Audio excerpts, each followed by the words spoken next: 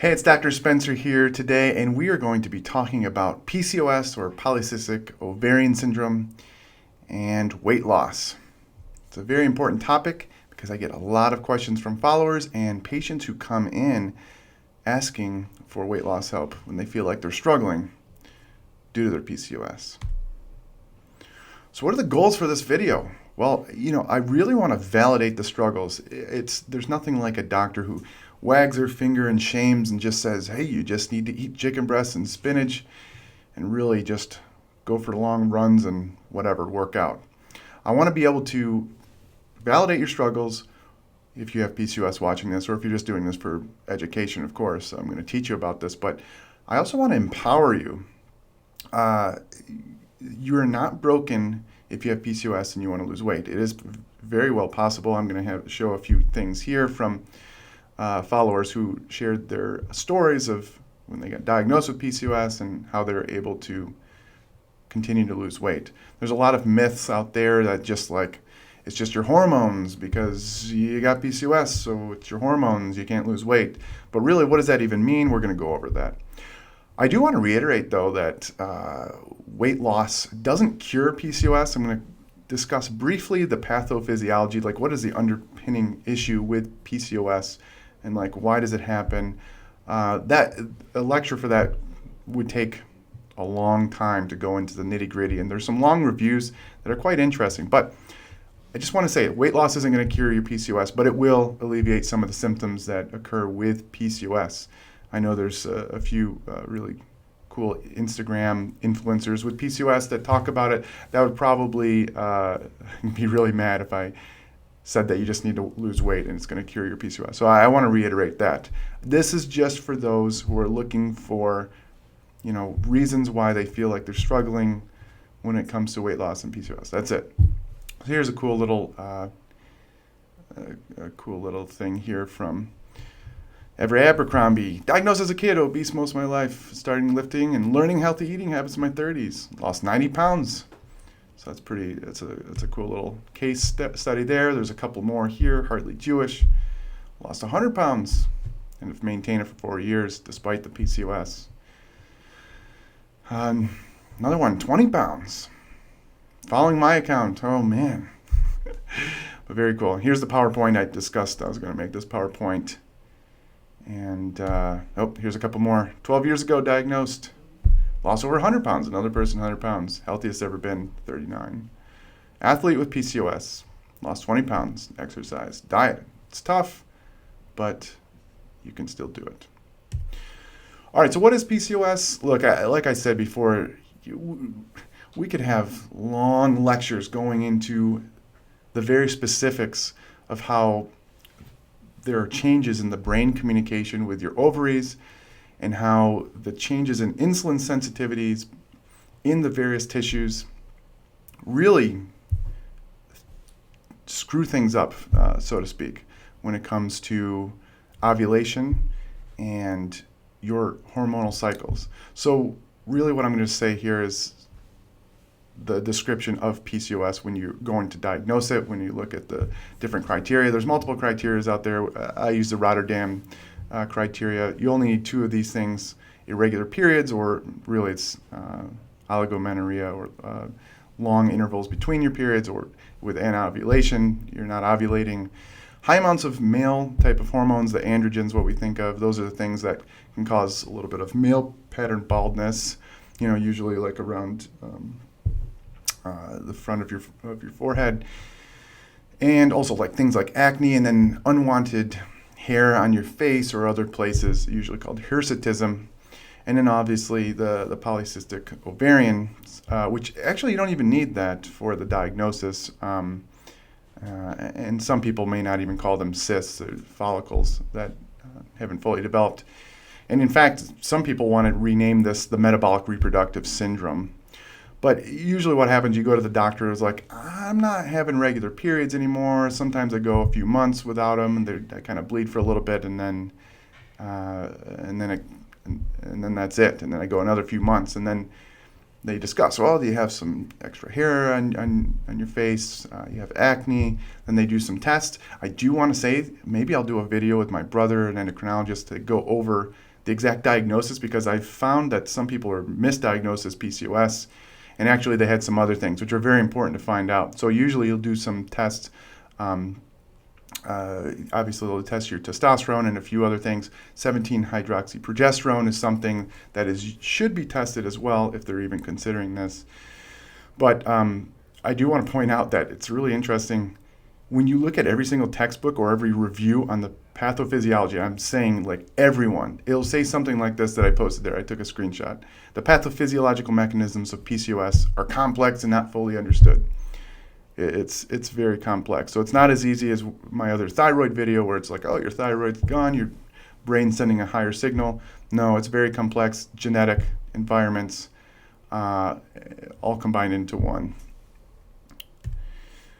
The question here is like, well, does PCOS cause weight gain or obesity or whatever? And the answer is that not necessarily. About 50% of people with PCOS, and again, the statistics vary from whatever cohort of groups of people you're looking at, but around 50% of people with PCOS have obesity and then insulin resistance and these other things that come with the obesity.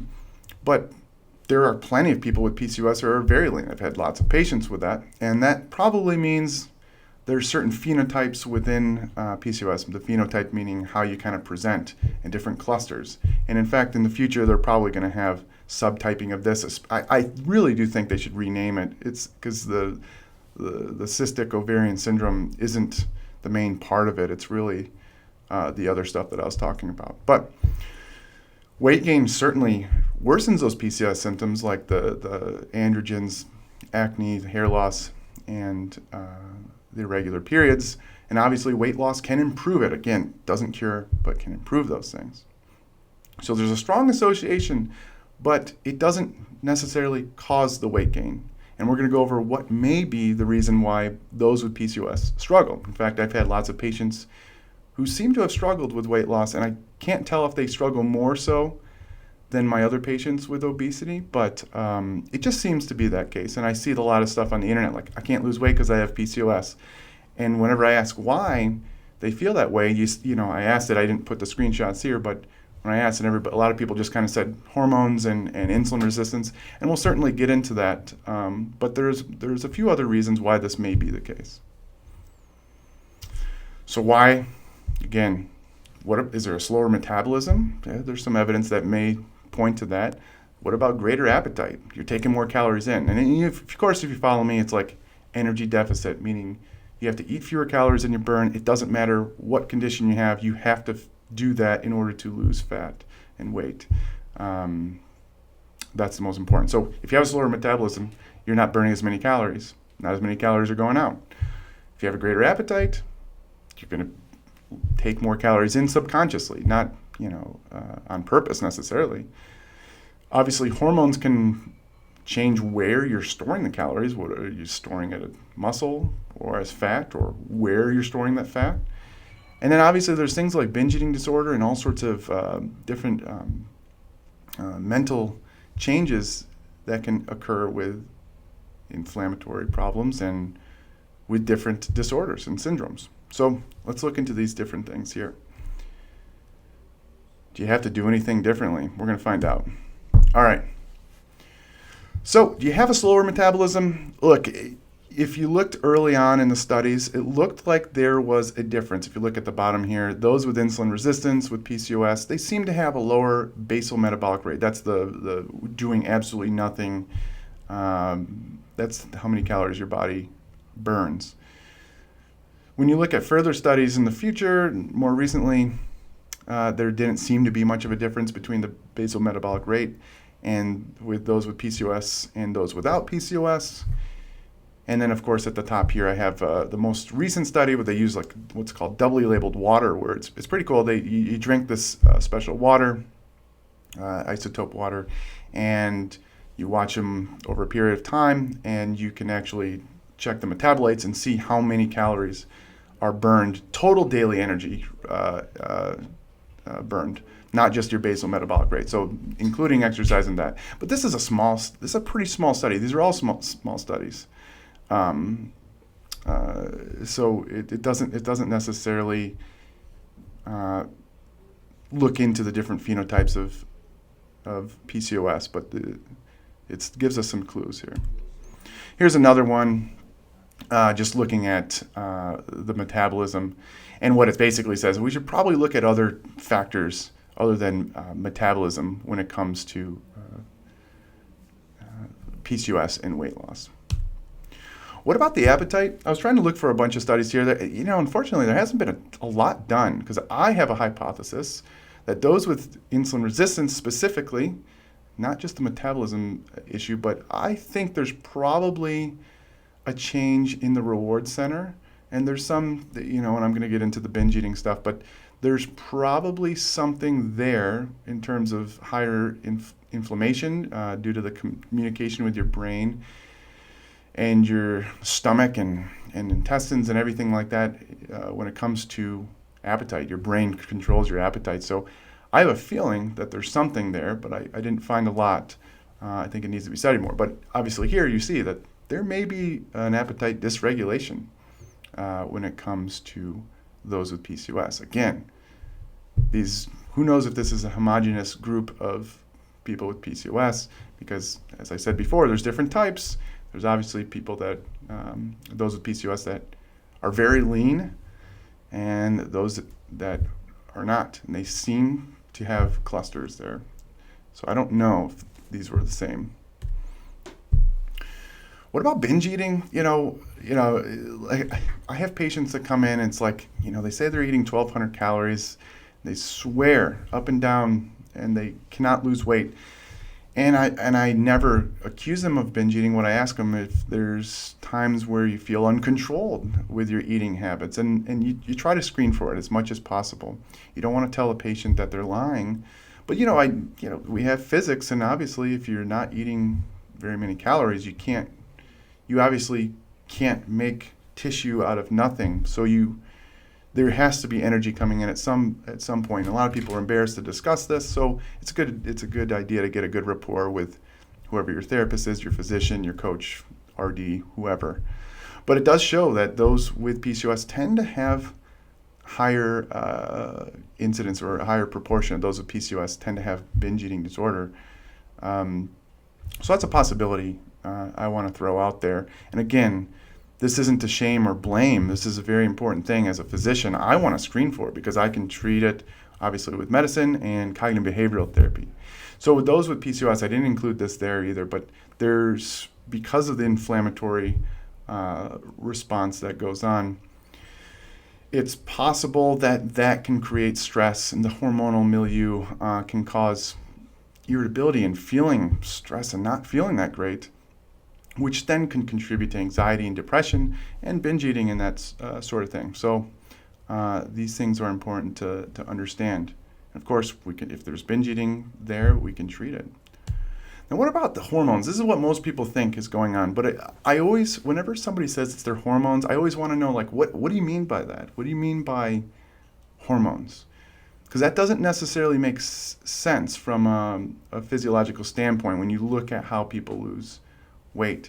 Hormones are very important. Obviously, they can control our appetite, which I think is probably the most important hormonal difference. They obviously can control our mood and how we feel, and that changes what we do, whether it comes to exercise or diet. But when most people think of hormones, really what's going on there, though, is there's a potential difference of where you store it. Not necessarily how much, but where you're storing weight. So, for example, when people go through menopause, when women go through menopause, they're lowering their estrogen levels, and they almost have a change into a male pattern storage of fat.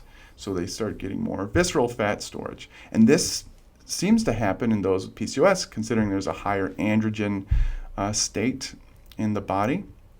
And again, when it comes to that pathophysiology, there are differences in insulin sensitivities, differences in the adipocyte or the fat insulin sensitivity and muscle insulin sensitivity. So this may change where you store the fat, which may change how you feel about your body, which may change the stress, which may change the anxiety, which may change how much you eat.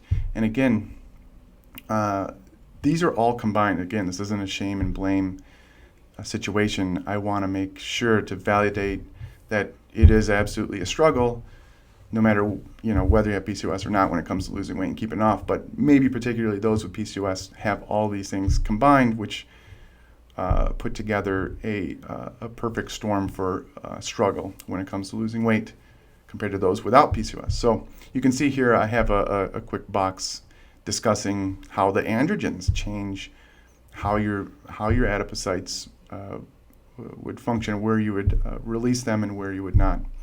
It's interesting though, but again, this doesn't negate energy balance, the calories in versus calories out.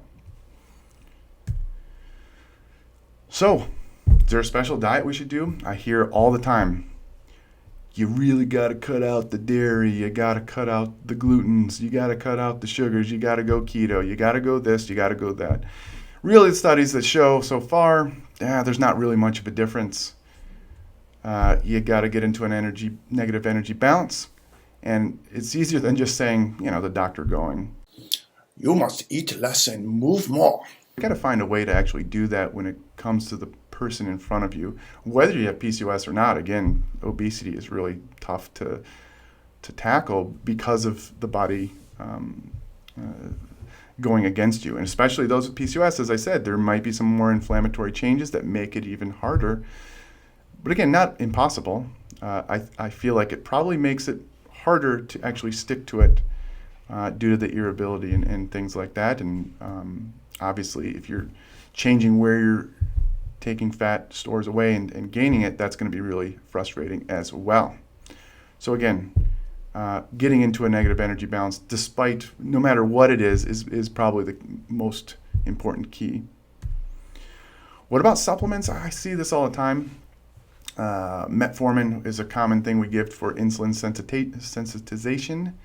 It does amount to a little bit of weight loss. Don't expect a miracle. Same thing with inositol and berberine.